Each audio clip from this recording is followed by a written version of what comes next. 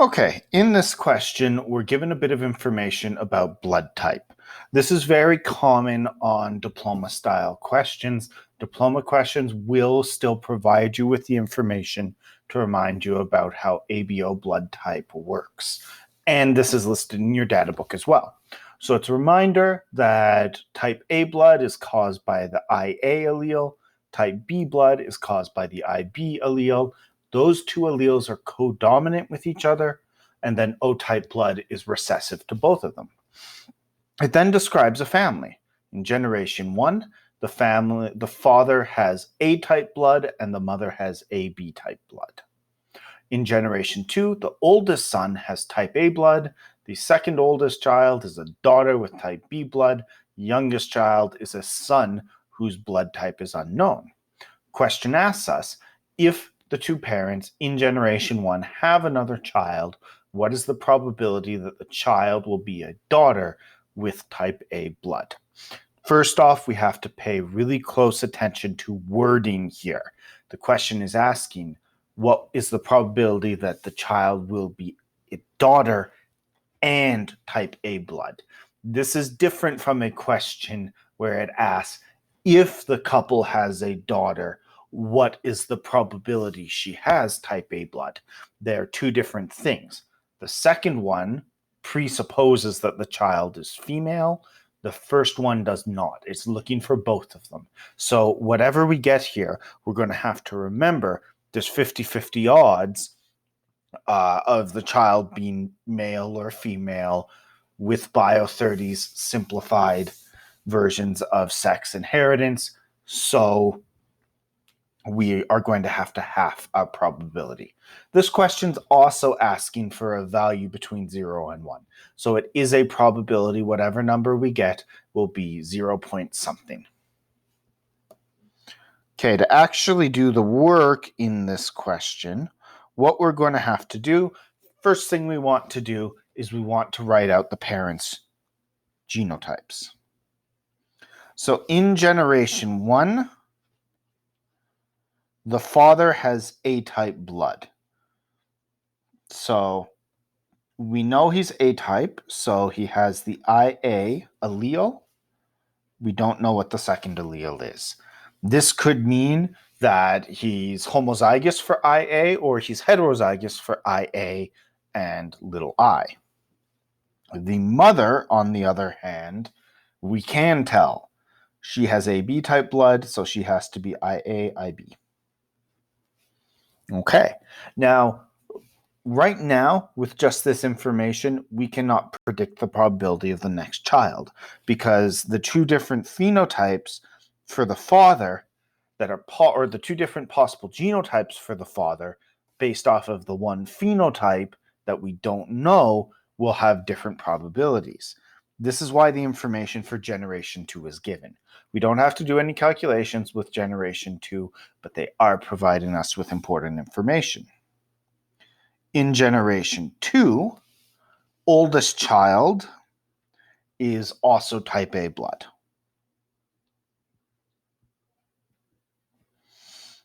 Again, just going off of that, we don't know what he is. Second oldest child, the daughter, is type B. Just off of that, again, we don't know what that is. And then the third one is unknown. However, this is where we get to play detective a little bit. Because the first assumption most people will probably make is that father passed his IA allele on to the son. However, we can't necessarily be sure of that. It could also have come from the mother. Even more important is actually the middle child. The middle child has type B blood, not type AB blood, type B blood. What that has to mean then is that dad did not pass on the IA allele. He has to be IA, IA, or IA little I. Those are the only two possibilities to get him with type A blood. It has to be the homozygote or the heterozygote. The daughter has to be IB, or IB little I.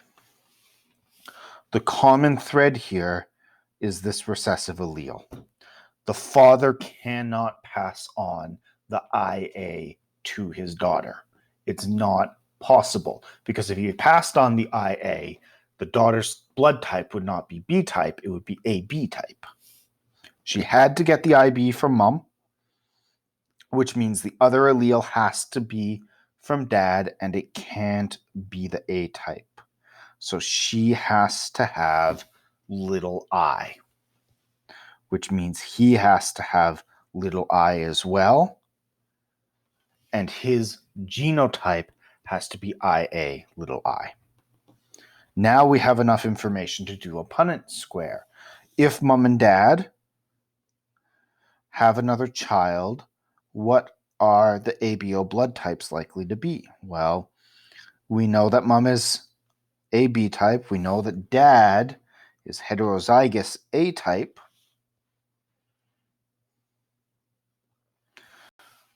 Let's write out the possibilities here. We've got one homozygous A type. We have one heterozygous A type. We have one AB type. And we have one heterozygous B type. We're being asked what is the probability that the child will be a daughter with type A blood. Well, 2 of the 4 have A-type blood. They're 2 different genotypes, but they're both A-type. So we know that there is a 0.50, 50%, probability of A-type. However, we also have that clause of and daughter. There is a 0.50 probability of it being a daughter.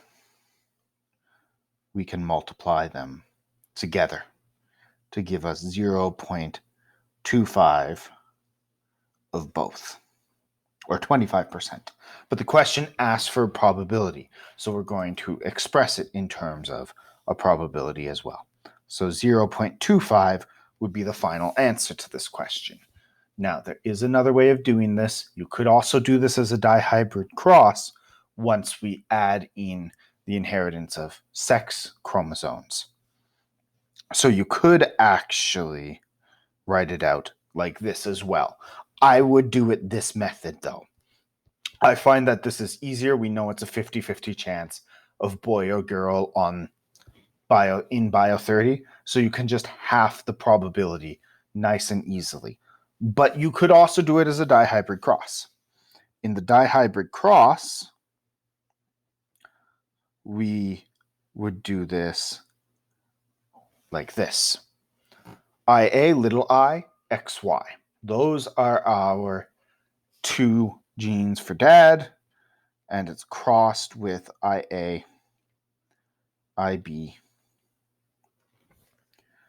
and XX for mom. So we have to FOIL out and figure out what all of the possibilities are here. We have to combine the first allele, or the first gene with both alleles for the second gene, and then do the same thing with the second allele for the first gene as well.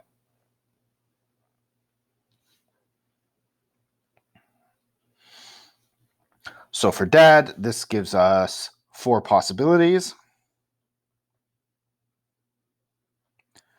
IAX, IAY, little I X, little I Y. For mom, it actually only gives us 2 possibilities.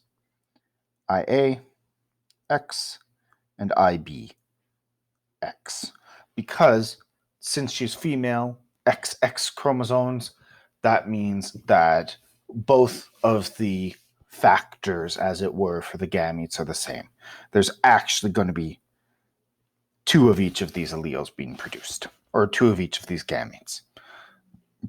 So if we do a full dihybrid cross, it will look like this.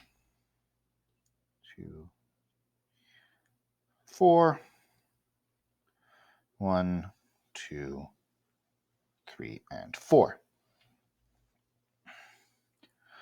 I'm going to set it up the same way with the mother along the top. Remember that there's actually two of each of these, so I am going to write down both of them just so that we get the full Punnett square here.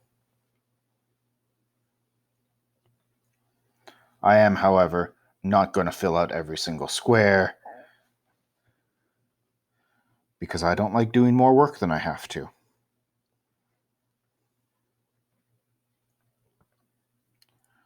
Okay. So it is a bit more tedious to set it up this way, but we can actually see the full results this way as well. So first box, we get homozygous female. Second box, we get homozygous male. Third box, we get heterozygous female. Fourth box,